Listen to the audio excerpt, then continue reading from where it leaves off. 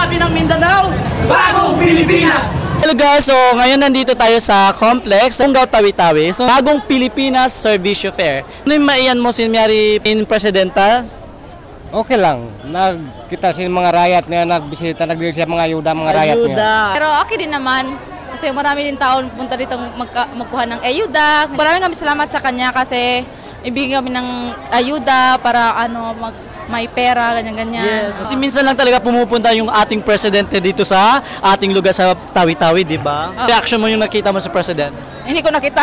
Hindi mo nakita, pero sa sobrang dami ng tao, di ba? Sa kasi nasa car siya kanina, hindi ko nakita. Kumusta mo miyari yung PBBM para ayuda ta? Alhamdulillah isab, salamat mura-muranda. Na marawi isab, malago tatabangan kamo. Na magsukol to isab, alhamdulillah. Bagong Pilipinas! Bagong Pilipinas! Bagong Pilipinas!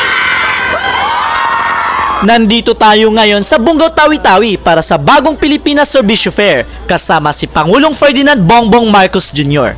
Ang event na ito ay para sa pagbabago at tulong sa ating mga kababayan.